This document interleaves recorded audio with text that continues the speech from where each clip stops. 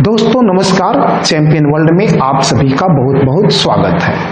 आज हम लोग बायोलॉजी सब्जेक्ट को और आगे बढ़ाते हैं, यानी कि जीके एंड जीएस को हम लोग थोड़ा सा और आगे बढ़ने का प्रयास करते हैं। और आज हम लोग जैव प्रक्रम को आगे बढ़ाएंगे, ठीक है।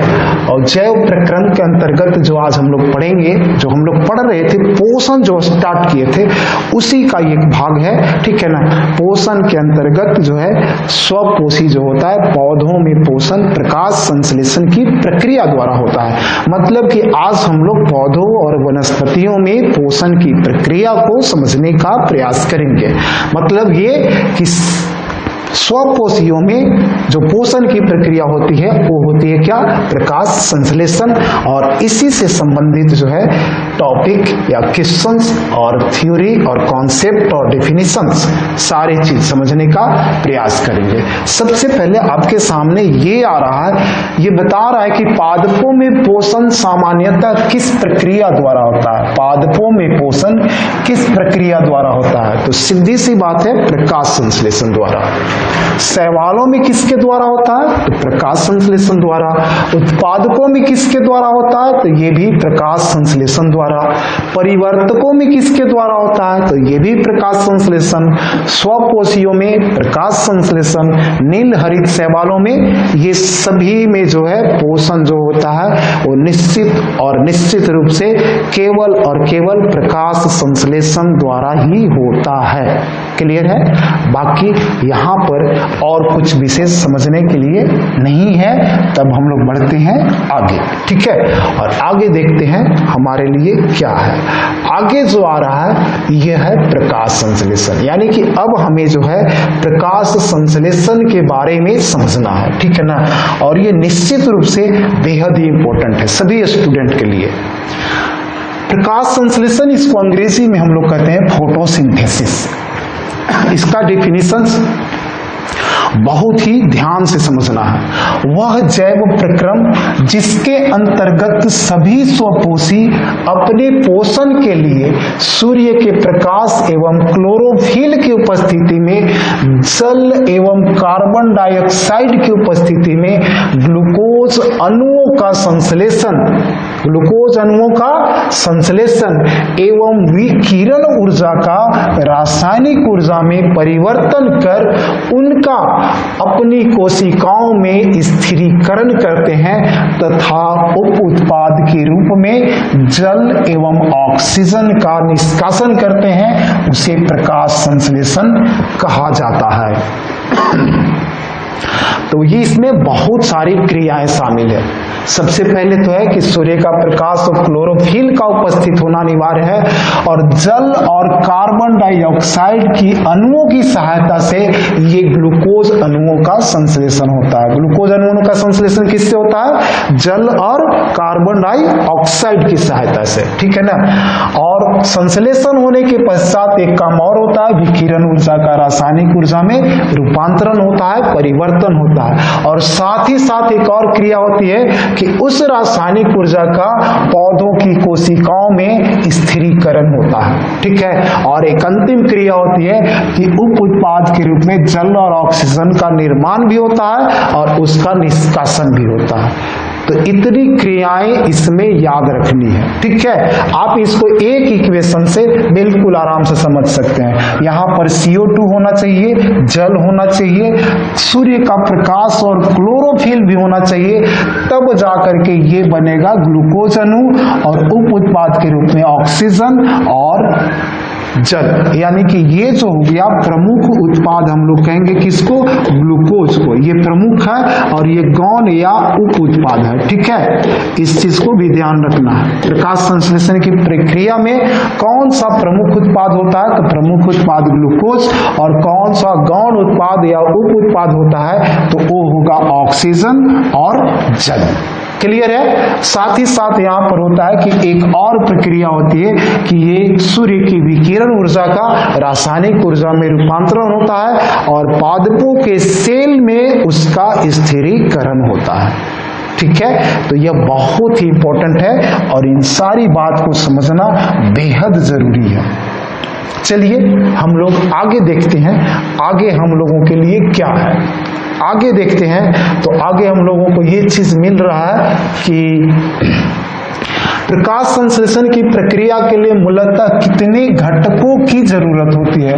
तो मूल घटक यहाँ पे 4 हैं और ये चारों घटक हम पहले ही बता चुके हैं। इन 4 घटकों में पहला क्लोरोफिल या पर्णहरित एक ही चीज है।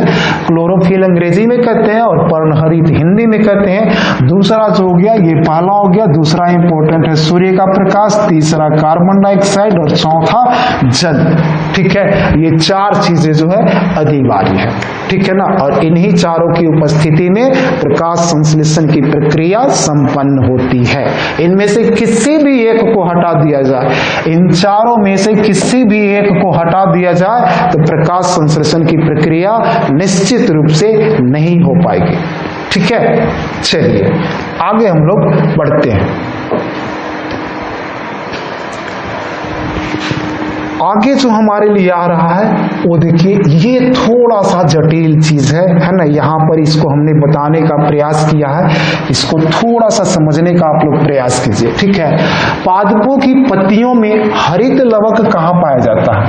तो सीधी सी बात है, सबसे पहला सवाल पूछे कि पौधों में हरित लवक कहाँ पाया जाता है? तो पत्तियों में। अब दूसरा सवाल आ जाए कि पत्तियों में कहाँ पाया जाए, तो दूसरा सवाल आएगा पत्तियों में कहाँ पाया जाता है? तो ये पहली सेड में। अब उसके बाद भी सवाल आए कि पहली सेड में कहाँ पाया जाता है? तो पहली सेड में पैरेन्काइमा में पाया जाता है। ठीक है, पहली सेड में कहाँ पाया जाता है? पैरेन्काइमा में पाया जाता है। अब इस चीज को समझना जरूरी है। आगे जो है कि पत्तियों के हरित लवक में मूलतः कौन सा वर्णक पाया जाता है? तो पत्तियों के हरित लवक में जो वर्णक होता है वो क्लोरोफिल होता है। वर्णक क्या होता है? क्लोरोफिल होता है। ठीक है, अगला है कि क्लोरोफिल मूलतया किस अंगक में पाया जाता है? तो क्लोरोफिल कहाँ पाया जाता है? ग्रैना या ग्रैनम में। ठीक है, अब अगला सवाल आता है कि ग्रैना अथवा ग्रैनम की रचनाओं में पाया जाता है? तो ये थैलाक्वाइड में। ठीक है, और एक बहुत इंपॉर्टेंट क्वेश्चन जो बहुत परीक्षाओं में पूछा जाता है कि हरित लवक के क्लोरोफिल में मूलतया कौन सा धातु पाया जाता है? तो ये जो धातु है वो है मैग्नीशियम। इस बात को समझे बेहतर तरीके से? शायद नहीं। चलिए तो हम लोग समझते हैं। सबसे पहले आप लोग हरित लवक की बात करते हैं। ठीक है, तो हरित लवक की बात करते हैं तो हरित लवक की बात करें तो ये पाया जाता है पौधों में। कहाँ पाया जाता है? पौधा। अब पौधा के बाद ये कहाँ पाया जाता है? तब यहां पर लेते हैं पत्तियां। ठीक है, कहां पर? पत्तियां। पौधों की कहाँ पाया जाता है? पत्तियों। पत्तियों में कहाँ पाया जाता है? तो पत्तियों में जो है ये पाया जाता है कहाँ पर जी? पहली सेड में। पहली सेड में। थोड़ा सा पेशेंस रखिएगा ना, तब समझ जाइएगा बिल्कुल आराम से। और पहली सेड में कहाँ पाया जाता है? ये पहली सेड में पाया जाता है पैरेन्काइमा में। कहाँ पाया जाता है? पैरेन्काइमा। पैरेन्काइमा। चलिए यहां पर समझ लीजिए, पौधा क्या है? पौधा जो है ये जीव है। ठीक है, क्लियर है? पत्तियां क्या है? ये जो है अंग है। पत्तियां क्या है? अंग है। और ये अंग जो है, ये पहली सेड क्या है? ये जो है अंगक है। ठीक है, ये क्या है? अंगक है। और ये पैरेन्काइमा क्या है? ये जो है उत्तक है। ये क्या है? उत्तक है।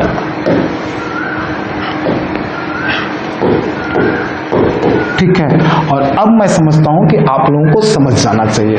इस क्वेश्चन को कभी कभी ऐसे पूछा जाता है कि हरित लवक जो है पादपों के किस उत्तक में पाया जाता है? तो हरित लवक जो है ये पैरेन्काइमा उत्तक में पाया जाता है। हरित लवक कहाँ पाया जाता है? पैरेन्काइमा। तो ये हो गई हरित लवक की बात। ये किसकी बात कर रहे हैं? हरित लवक। यहां पर हो जाएगा आपका हरित लवक। ठीक है ना, बिल्कुल अंदर में। क्लियर है। अब हरित लवक के बाद हमको इसी तरीके से, बिल्कुल इसी तरीके से समझना है कि क्लोरोफिल कहाँ पाया जाता है। ठीक है, क्लोरोफिल कहाँ पाया जाता है, तो बस थोड़ा सा ध्यान दीजिए और इसको भी समझ लेंगे। अब हम लोग जो ले आते हैं यहाँ पर, ये जो हो गया हरित लवक हो गया, ये कहाँ हो गया, हरित लवक हो गया। और ये हरित लवक जो है ये क्या है, ये एक कोशिकांग है। ये क्या है, कोशिकांग है। ठीक है, क्या ये कोशिकांग है।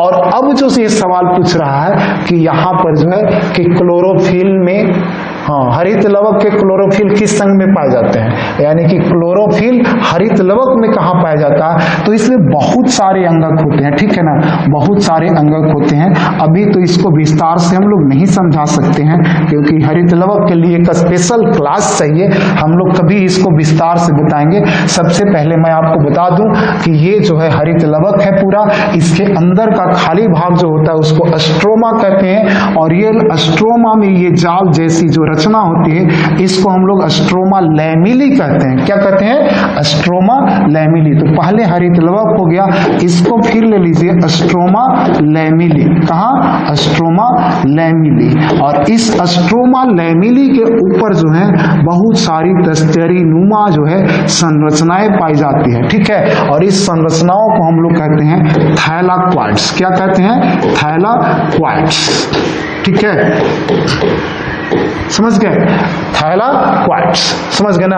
और इसी थैलाक्वाइड्स में ये तस्तरी नुमा रचनाएं होती है ना, एक प्लेट के ऊपर दूसरा प्लेट, दूसरे के तीसरा, तीसरे पर चौथा, चौथे पे पांचवा। जब इस तरीके से सजाया रहता है तो इनमें कुछ न कुछ खाली जगह बचता है, और उन खाली जगह में ही जो है, ठीक है ना, एक विशेष प्रकार की रचना पाई जाती है, उसको हम लोग ग्रैनम कहते हैं। यानी कि इसी में एक रचना पाई जाती है जिसको हम लोग कहते हैं ग्रैनम। ग्रैनम सिंगुलर होता है और ग्रैना प्लूरल होता है, ये दोनों लिखा हुआ है। आपको ऐसा नहीं सोचना चाहिए कि दोनों में कोई गलत है, नहीं। ग्रैना जो होता है ये प्लूरल होता है और ये जो ग्रैनम होता है सिंगुलर होता है। जैसे आप लोग जानते होंगे डाटा, तो डाटा जो है प्लूरल है और उसका सिंगुलर रूप जो होता है वो डाटम होता है। तो उसी प्रकार लैटिन वर्ड है ये, और इसी प्रकार से होता है ग्रैनम। और इसी ग्रैनम में जो है क्लोरोफिल पाया जाता है। इसी ग्रैनम में क्या पाया जाता है, क्लोरोफिल पाया जाता है। ठीक है ना, लिखा हुआ है हरित लवक में क्लोरोफिल मूलतया किस अंगक में पाया जाता है, तो ग्रैना या ग्रैनम में। बहुत इंपॉर्टेंट क्वेश्चन और कई बार परीक्षाओं में पूछा जा चुका है, इसलिए निश्चित रूप से याद रखिए। ठीक है ना, कि क्लोरोफिल कहाँ पाया जाता है, ग्रैनम में। अगर ग्रैनम नहीं है तो थैलाक्वाइड्स में, थैलाक्वाइड्स नहीं है तब फिर हम लोग सीधा सीधा हरित लवक में मारेंगे। ठीक है, क्लियर है। अस्ट्रोमा लैमिली नहीं मार सकते हैं, क्योंकि अस्ट्रोमा लैमिली जो होता है ये धागे नुमा रचना है और इस पर सभी पर नहीं पाई जाती है। बाकी ये खाली जगह जो बच जाता है वो अस्ट्रोमा कहलाता है। वो क्या कहता है, अस्ट्रोमा। तो अस्ट्रोमा और अस्ट्रोमा लैमिली नहीं मारना है। ग्रैनम के लिए जगह पूछे तो हम लोग सीधा नहीं, क्लोरोफिल के लिए जगह पूछे तो हम लोग या तो ग्रैनम मार सकते हैं, अगर ग्रैनम नहीं है तो थैलाक्वाइड्स मार सकते हैं, और थैलाक्वाइड्स नहीं है तो एकदम अंतिम रूप है क्लोरोफिल। ठीक है ना, क्लोरोप्लास्ट, हरित लवक। क्लियर है। तो ये चीज अब जो है से क्लियर होना चाहिए। और ये धातु वाला याद रखिए, ये धातु जो होता है ना, ये अभी बताने कि ये प्लेट्स जो होता है उसी प्लेट्स पर ये मैग्नीशियम के धातु यानी मैग्नीशियम धातु जो होता है वो चिपके हुए रहते हैं। क्लियर है, बिल्कुल। चलिए हम लोग थोड़ा सा और आगे बढ़ते हैं। ठीक है, और थोड़ा सा आगे बढ़ते हैं और देखते हैं क्या है आगे जो आ रहा है। वो प्रकाश संश्लेषण के अंतर्गत ही पढ़ना हम लोगों को। ठीक है, और इसमें क्या है कि इसमें देख लेते हैं क्या क्या है। हरित लवक में उपस्थित ग्रैनम का निर्माण मूलतः किससे होता है, तो ग्रैनम का निर्माण मूलतः थैलाक्वाइड्स से होता है। यानी कि ग्रैनम का निर्माण कौन करता है, तो थैलाक्वाइड्स करता है। क्लोरोफिल वर्णक जो है सामान्यतः कहाँ पाए जाते हैं, ग्रैनम के ऊपर। प्रकाश संश्लेषण की क्रिया सामान्यतः कहाँ होती है, तो ये होती है ग्रैनम के अंदर। कहाँ होती है, ग्रैनम के अंदर। ठीक है, और प्रकाश संश्लेषण की आधारभूत इकाई यहाँ पर 2-3 क्रिया क्रियाएं जो है बिल्कुल आराम से समझना है, ठीक है ना। चलिए देखिए, सबसे पहले इसको समझिए, प्रकाश संश्लेषण की आधारभूत इकाई किसे कहते हैं? तो आधारभूत इकाई को क्वांटोसोम कहा जाता है। आधारभूत इकाई को क्या कहा जाता है? क्वांटोसोम। एक और देखिए, अगर क्रियात्मक इकाई पूछा जाएगा तो क्रियात्मक इकाई कहा जाता है हरित लवक को। इस चीज को बिल्कुल ध्यान से समझना है और दिमाग के दो अलग अलग खाने में इसको स्थापित करके रखना है, और नहीं तो परीक्षाओं में पूछेगा ये वाला तो जवाब दीजिएगा क्वांटोसोम, और ई पूछेगा तो कह दीजिएगा हरित लवक। इसलिए बिल्कुल सावधानी से इसको याद रखना है। थाइलाक्वाइड्स की अंतःभित्तियों पर उपस्थित कणों को क्या कहते हैं? क्वांटोसोम, ठीक है ना, समझ गए। तो ये क्वांटोसोम कहाँ पाए जाते हैं? तो ये थाइलाक्वाइड्स की अंतःभित्तियों पर पाए जाते हैं, ठीक है। तो इस तरीके से हम समझते हैं कि यहाँ पर आपको अब किसी प्रकार की समस्या नहीं होनी चाहिए, ठीक है। और इसको थोड़ा सा गौर करके बढ़िया से इसको याद रखना है, क्वांटोसोम और हरित लवक को, कि कौन किस प्रकार का इकाई है, ठीक है। चलिए आगे बढ़ते हैं हम लोग थोड़ा सा और देखते हैं कि आगे क्या है। आगे देखते हैं तो यहां पर जो आ रहा है वो कह रहा है कि हरित लवक में उपस्थित ग्रैनम का निर्माण मूलतः किससे होता है? तो ये तो बता दिया गया, ये तो अभी वही चीज बताया गया ना, ये तो अभी वही चीज, ये सेम चीज है। चलिए हम लोग थोड़ा सा और आगे बढ़ते हैं, ठीक है। आगे देखते हैं कि क्या है, और आगे हम लोग यहाँ पर देख रहे हैं कि है प्रकाश संश्लेषण की प्रक्रिया पौधे के किस भाग में होती है? तो पत्तियों में। पौधे के किस अंग में होती है? तो पत्तियां में। किस अंगक में संपन्न होता है? तो हरित लवक में। किस अंगक में होता है? तो ये भी चीज हम समझा चुके हैं आप लोग को, ठीक है ना। अब यहाँ पर 2-3 चीजें समझनी है, ठीक है ना। ये वाला प्रकाश संश्लेषण की प्रकाशिक क्रिया, और ये भी प्रकाशिक क्रिया, और ये अप्रकाशिक क्रिया। अब यहाँ पर आप 2 चीज समझिए। सबसे पहले कि प्रकाश संश्लेषण की प्रक्रिया के अंतर्गत 2 प्रकार की प्रक्रिया होती है। प्रकाश संश्लेषण की प्रक्रिया के अंतर्गत 2 प्रकार की प्रक्रिया होती है। पहली प्रक्रिया जो होती है उसको कहते हैं हम लोग प्रकाशिक अभिक्रिया, या प्रक्रिया भी कह सकते हैं, प्रकाशिक अभिक्रिया, ठीक है। और दूसरा जो होता है वो होता है अप्रकाशिक। वो क्या होता है? अप्रकाशिक अभिक्रिया, ठीक है। आपको सबसे पहले यह मानना चाहिए कि प्रकाशिक अभिक्रिया जो है इसके लिए प्रकाश का उपस्थित होना अनिवार्य है, ठीक है। प्रकाशिक अभिक्रिया के लिए प्रकाश का उपस्थित होना अनिवार्य है। बट अप्रकाशिक अभिक्रिया जो है इसके लिए प्रकाश हो अथवा न हो कोई फर्क नहीं पड़ता है। यानी ये प्रकाश की उपस्थिति और अनुपस्थिति दोनों ही स्थितियों में संपन्न होता है, बट ये वाली प्रक्रिया है ये केवल प्रकाश की उपस्थिति में ही संपन्न होता है। अब यहाँ देखना है कि प्रकाशिक क्रिया जो है ये कहाँ संपन्न होता है? तो प्रकाशिक क्रिया जो है ये ग्रैनम में और थैलाक्वाइड में संपन्न होता है। कहाँ? ग्रैनम और थैलाक्वाइड में। पक्का है कि थैलाक्वाइड के अंदर ही ग्रैनम पाया जाता है ना, तो कभी इसके लिए जवाब आएगा थैलाक्वाइड्स और कभी आएगा ग्रैनम। तो ऑप्शन के हिसाब से आपको जवाब सिलेक्ट करना। और अप्रकाशिक अभिक्रिया जो है ये कहाँ संपन्न होता है? ये संपन्न होता है स्ट्रोमा में। ये कहाँ संपन्न होता है? स्ट्रोमा में। अब देखिए क्या है कि इस अभिक्रिया में सिर्फ जल का अपघटन होता है, H2O का अपघटन होता है। क्या? जल 2 भागों में टूट जाता है, हाइड्रोजन अलग हो जाता है और ऑक्सीजन अलग हो जाता है। और इसके लिए जो है सूर्य का प्रकाश का होना, मैग्नीशियम अणु का होना जरूरी होता है। तो पक्का है कि मैग्नीशियम अणु कहाँ जाता है? मैग्नीशियम अणु कहाँ पाया जाता है? थैलाक्वाइड्स में, अभी बताया था हमने, ठीक है। तो इसके लिए ये उत्प्रेरक का काम कौन करता है? मैग्नीशियम करता है यहाँ पर, ठीक है। और दूसरा चीज ये भी एक और जो है यहाँ पर कैटलिस्ट का काम करता है, कौन? सूर्य का प्रकाश। और ये जो है से ग्रेनम की सहायता से ही ये टूट पाता है, हाइड्रोजन और ऑक्सीजन दो अणुओं में। तो इसके लिए जब तक सूर्य का प्रकाश नहीं रहेगा तब तक जल का अपघटन नहीं होगा। इसीलिए प्रकाशिक अभिक्रिया को जल अपघटन अभिक्रिया भी कहा जाता है। प्रकाश जल अपघटन अभिक्रिया, प्रकाश जल अपघटन अभिक्रिया, ठीक है। और इसमें क्या होता है कि जब ये जल दो भागों में हाइड्रोजन और ऑक्सीजन में टूट जाता है तो ये अणु जो है जा करके स्ट्रोमा में चले जाते हैं। थाइलाक्वाइड से बाहर निकल कर कहाँ चले जाते हैं? स्ट्रोमा में चले जाते हैं। और स्ट्रोमा में वहां पर पहले से जो है कार्बन डाइऑक्साइड और जल आदि उपस्थित होते हैं वहां पे, ठीक है। तो वहां पर यही हाइड्रोजन जो है वहां पर जाकर, यानी अप्रकाशिक अभिक्रिया के अंतर्गत हाइड्रोजन जो है वो CO2 से अभिक्रिया करता है और ग्लूकोज का संश्लेषण करता है। तो ये होता है अप्रकाशिक अभिक्रिया। इस चीज को थोड़ा सा ध्यान से समझने का प्रयास कीजिएगा, ठीक है। चलिए, तो प्रकाशिक अभिक्रिया कहाँ होती है? ग्रेना या ग्रेनम में या थाइलाक्वाइड्स में। और अप्रकाशिक अभिक्रिया कहाँ होती है? स्ट्रोमा में। ये माइंड में सेट होना चाहिए। तो चलिए हम लोग थोड़ा सा और आगे बढ़ते हैं और देखते हैं इसमें क्या है।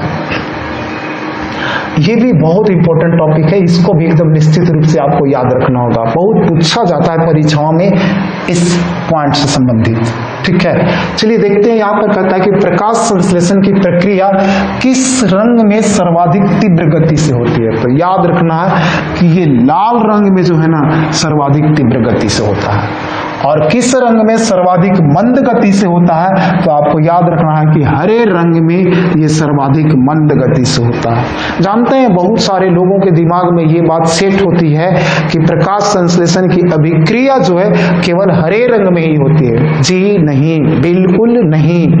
हरे रंग में प्रकाश संश्लेषण की क्रिया की गति सबसे कम होती है, क्योंकि हरा रंग जो होता है, क्लोरोफिल जो होता है, वो सभी हरे रंग को परावर्तित कर देता है, इसलिए पौधों को ऊष्मा कम मिल पाती है, ठीक है। हरे रंग के वातावरण में यदि पौधा है, ठीक है, तो पक्का है कि यदि पौधे की पत्तियां हरी दिख रही है या उसको हरा प्रकाश मिल रहा है तो पक्का है कि इसमें प्रकाश संश्लेषण की प्रक्रिया सबसे मंद गति से होगी, ठीक है। क्यों? क्योंकि पौधा जो होता है हरे रंग को परावर्तित कर देता है। सभी जितना भी हरा रंग आता है उसका अधिकांश भाग परावर्तित कर देता है, इसीलिए तो हरा दिखता है। और जब हरे रंग को परावर्तित करता है तो फिर उसको पर्याप्त ऊष्मा नहीं मिल पाती है। सबसे ज्यादा जो तीव्र गति से होता है लाल रंग में होता है।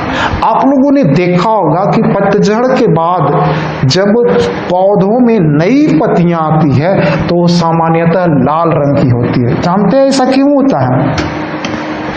ऐसा इसलिए कि जब पौधों में पतझड़ का मौसम आता है और सारी पत्तियां झड़ जाती है तो उसमें संचित ऊर्जा या भोजन जो पहले से रहता है वो लगभग समाप्त हो जाता है, यानी कि उसमें संचित भोजन लगभग समाप्त हो चुका है। और जब पत्तियां निकलनी होती है तो मान के चले कि उस समय पौधों को बहुत ही तेज भूख लगी रहती है और तेज भूख होने के कारण वो तेजी से भोजन बनाना चाहते हैं और तेजी से भोजन बनाने के लिए ही लाल रंग की पत्तियां जो है वो निकालते हैं ताकि भोजन तीव्र गति से बने, प्रकाश संश्लेषण की प्रक्रिया तीव्र गति से हो। तो आज से माइंड में सेट कर लेना है कि प्रकाश संश्लेषण की प्रक्रिया सबसे तीव्र लाल रंग में होती है और सबसे धीमा हरा रंग में होता है। और इसके बाद लाल रंग के बाद दूसरा जो आता है वो होता है बैगनी रंग।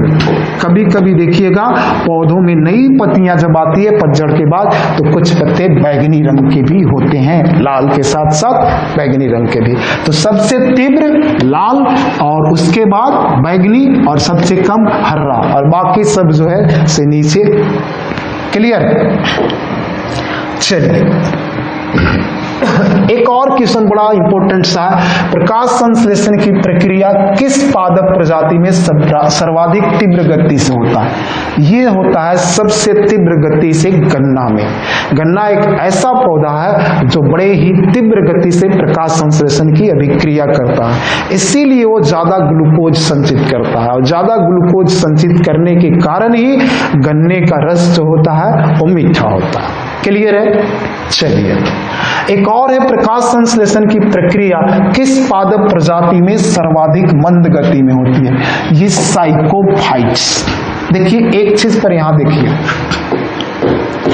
साइकोफाइट्स, यहां पर थोड़ा सा ध्यान दीजिए, इस पॉइंट को समझने का प्रयास कीजिए। साइकोफाइट्स, इसको साइयोफाइट्स बोला जाता है, साइयोफाइट्स, ठीक है, या इसको सियोफाइट्स।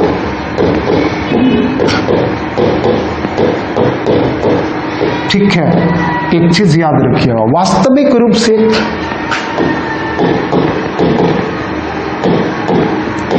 ये जो शब्द है ऐसा है, ठीक है, SCIO, ठीक है ना, साइयोफाइट्स या सियोफाइट्स, ये साइंस होता ना है उससे बना हुआ है। सियोफाइट्स या साइयोफाइट्स होता है, शुद्ध प्रोनाउंसिएशन इन दोनों में से एक होना चाहिए, लेकिन बहुत सारे लोग इसको साइकोफाइट्स भी पढ़ते हैं, परीक्षाओं में भी साइकोफाइट्स लिखा हुआ मिलता है, इसलिए हमने वहां पे साइकोफाइट्स ही लिख दिया, ठीक है ना। इसलिए हमने इसकी शुद्ध रूप को भी बता दिया कि परीक्षाओं में यदि साइकोफाइट्स न मिले तो सियोफाइट्स, और सियोफाइट्स नहीं मिले तो साइयोफाइट्स, ठीक है। एग्जाम के कंफ्यूजन को दूर करना बहुत जरूरी है, ठीक है ना। तो ये तीनों नाम आपको यहां पर समझ लेना है साइकोफाइट्स की जगह पर। क्लियर है? चलिए, इसके बाद एक और क्वेश्चन है, ये कहता है कि प्रकाश संश्लेषण शब्द का प्रयोग सर्वप्रथम किस वैज्ञानिक ने किया? तो प्रकाश संश्लेषण या फोटोसिंथेसिस शब्द का प्रयोग करने वाला सबसे पहला व्यक्ति जो है वो चार्ल्स बंस है, ठीक है। और प्रकाश संश्लेषण की खोज करने वाला जो व्यक्ति है वो है जॉन इंगेहाउस। बहुत सारे लोग इसको इंगे हाउस भी लिखते हैं, इंगे हाउस, ठीक है।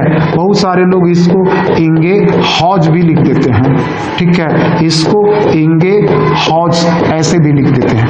तो क्या होता है ना, ये सब सिर्फ प्रोनाउंसिएशन का फर्क है, किसी को गलत नहीं कह सकते हैं। सभी देशों में, सभी भागों में, सभी क्षेत्रों में अलग अलग प्रोनाउंसिएशन हुआ करते हैं, तो सब के सब सही है।